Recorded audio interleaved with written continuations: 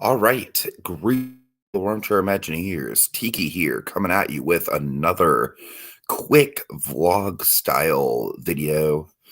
I actually really did like the one that I did on Cosmic Rewind last week, even though that one was pretty scathing and negative. I do like the idea of doing more short form videos on this channel. Now, don't get me wrong, I'm definitely going to be conscious not to flood the channel with this kind of stuff.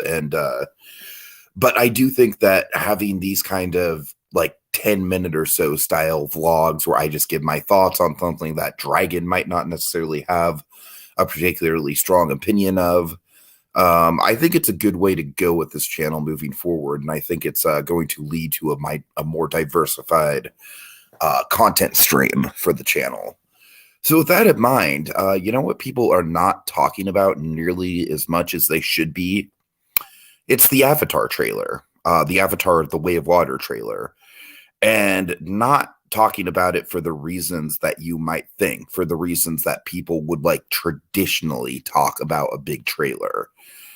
Um, I'm saying we have become so desensitized to the idea of a movie trailer premiering online, like anywhere from like I mean, it's like the idea of a movie trailer actually premiering with a big movie is such a foreign concept right now that I don't really think people care that it happened with Avatar 2.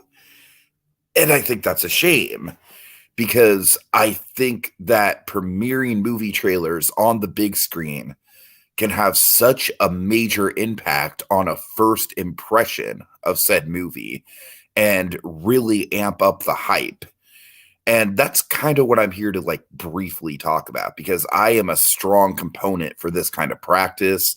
And in spite of the lack of hype that I have been seeing for this trailer, I do think it was a really great call on Disney's part because Multiverse of Madness obviously was a movie that was going to be one of the most safe bets in Disney's catalog, at least through the summer season. So you're going to get just a ton of eyeballs in the screen in the theaters for it. And honestly, Avatar 2 is a movie that could kind of use the little bump in the hype. Now, I have been hyped for Avatar 2, but I haven't been hyped for Avatar 2 because of the story. I've been hyped for it because of the advancement in technology that's going to be pretty much inevitable with a James Cameron project like this. And also because of how the film might thematically tie into the Animal Kingdom land. And with that in mind, I do think the trailer pretty much delivered on both fronts. I think watching the trailer, I mean, obviously it's beautiful. And this is another thing that I want to emphasize about what I think made the Avatar The Way of Water trailer successful. And it's that it's pretty much a tone setter, right? Like we don't really know the plot at all.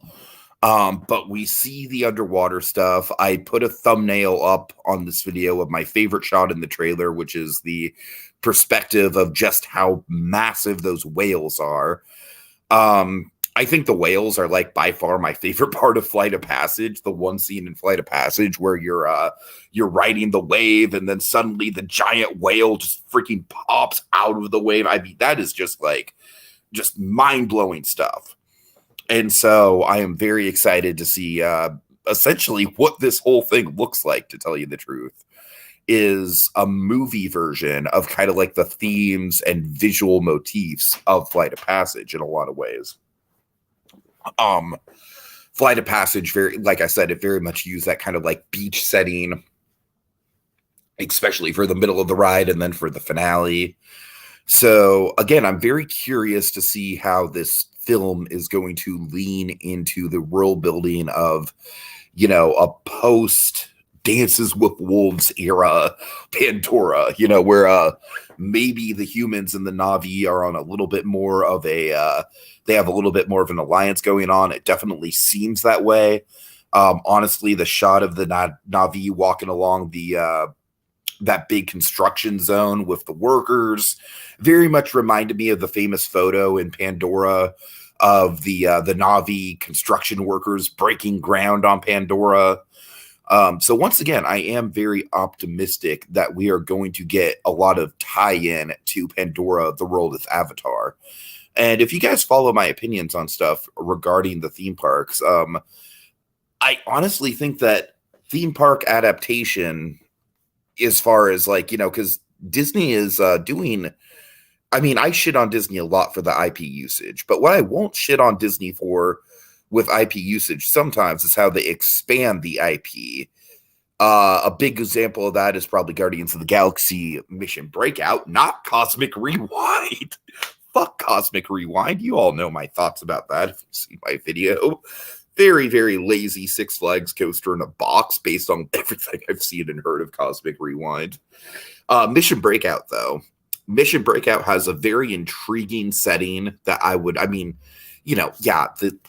the facade of that fortress does not fit into the park. I'll admit that. But on the surface level, the idea of a giant flying space fortress that also acts as basically the collector's museum, I love that idea, and I want to see it in a Marvel movie.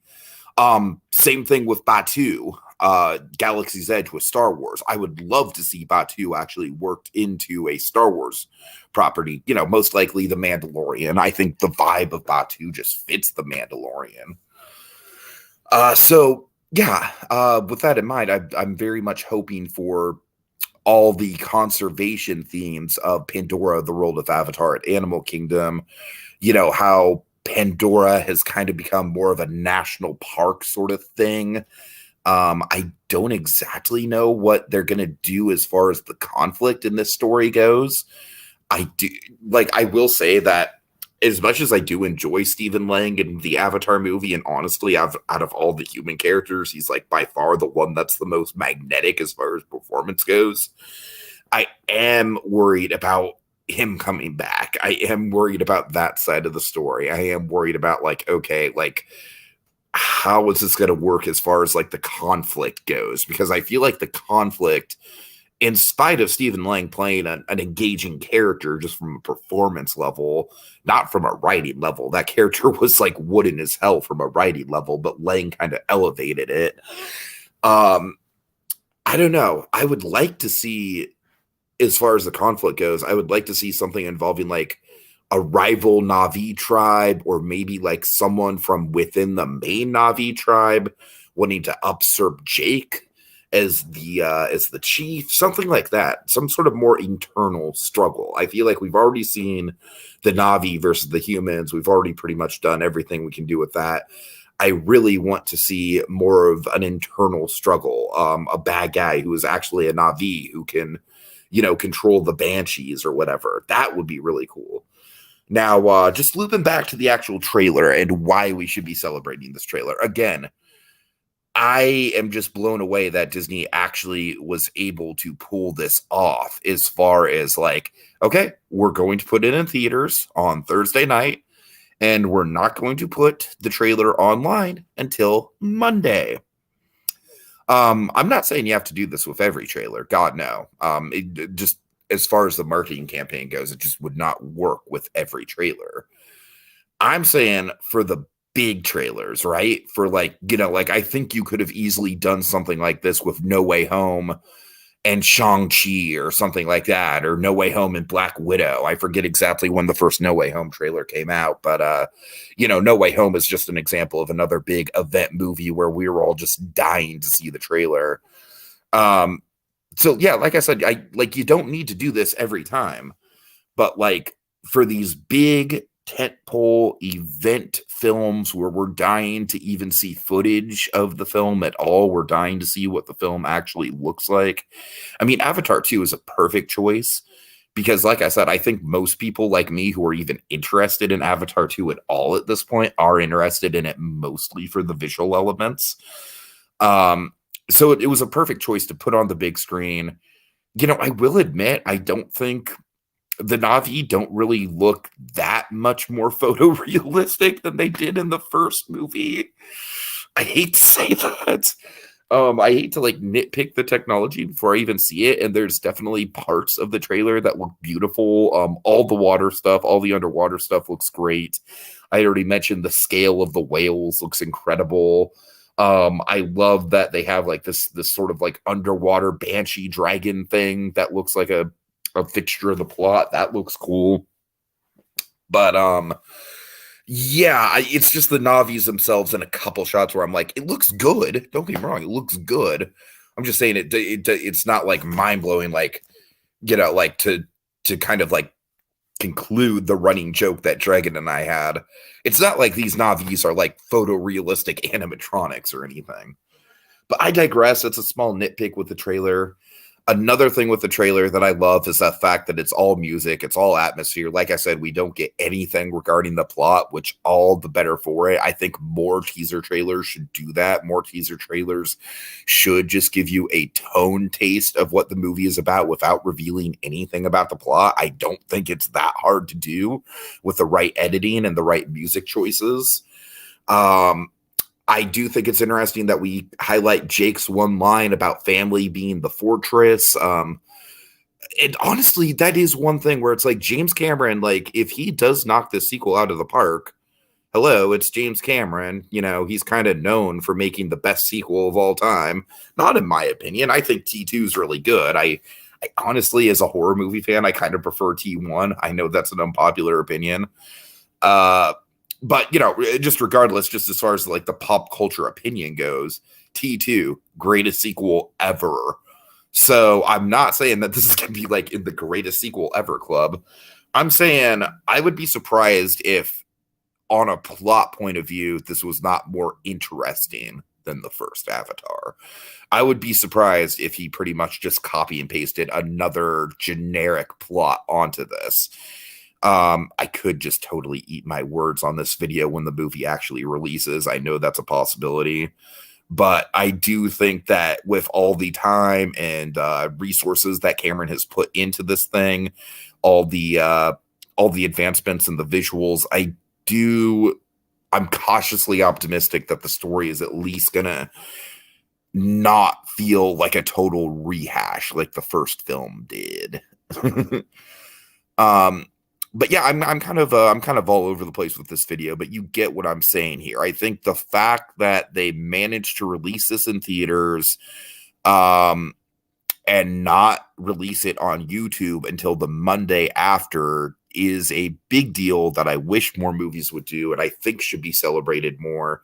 And I think it's a shame that this practice, just as a whole, that they did this kind of an afterthought to just the discourse around Multiverse of Madness as a whole. It's kind of like the anti-meat joke, where it's like we have this hyped up trailer, but no one really cares. They all care about the main movie. But yeah, I've just been championing like for a long time. I remember when trailers first started popping up online first, and it would get to the point where it's like I remember when that practice first started happening. It would be like the trailer would at least pop up online the week of a major new movie release, so that at the very least, if I wanted to wait to see it in theaters, I could. Nowadays, it just seems like trailers just release whenever. Like there's so many new movies coming out, so many trailers coming out, that it hardly ever seems to coincide with like big other tentpole movies in the same franchise. And so for that reason, I mean, I pretty much just gave up hope that this practice was literally ever going to happen again. So the fact that we got it, and the fact that we got it for such a big, high profile, and honestly mysterious movie like Avatar 2, where, like I said, Avatar 2, no one is clamoring to see where the plot goes for Avatar.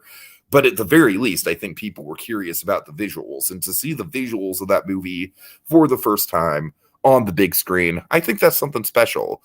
And I think in the grand scheme of things, the grand scheme of pop culture, I want it to be remembered as like an important event in movie marketing, because, it is a tentpole film. I mean, Avatar is obviously still the highest grossing movie of all time. And, we've been waiting literally over a decade for the sequel, so it's not like this film is nothing. I mean, I'm cautiously optimistic. Like I said, I'm not going to go into Avatar 2 expecting it to be the best thing ever or anything. But I want it to be beautiful looking, and obviously I think it's going to be. And I want it to have a more fresh story that potentially ties into the conservation themes of the Animal Kingdom land. So yeah, I think I'm pretty much just going in circles now. But very curious, anyone who's watching this. First of all, let me know if you guys are enjoying these shorter take videos. Like I said, I'm pretty much doing these now. If any, I don't think they're going to be, very common on the channel. Like, if anything, maybe it'll be a once a week thing, but it'll pretty much only be for something that I want to talk about at the spur of the moment that I know Dragon doesn't have a ton of interest in. So, like, the day that I did that Cosmic Rewind video, I woke up and the first impressions of Cosmic Rewind were coming in, and I found out that there were no animatronics in the queue. I was like, oh, fuck that. I need to get on camera right now. And with this, it's pretty much like the opposite. It's like I saw that, oh, look, they put the Way of Water trailer on YouTube after like a weekend of it not being on YouTube. That's the way you do it. All right, so yeah, let me know, guys, what you think of these short form videos. I'd be very curious. Like, any sort of feedback on them would be very helpful as far as if they're worth doing or not. And also let me know what you thought of the trailer, what you think of this practice of releasing the trailers in theaters with a big tentpole movie, and if you think we should go back to more movies doing that, if you think that this was just like a weird one-off that didn't really work in the age of social media and instant gratification. A lot of interesting components to this Avatar 2 thing that I don't think the internet is picking apart fully. So, all right, guys, that's it. I am going to now, excuse me while I force a Flight of Passage reference, all right? I'm going to go hop on my Banshee and, fly.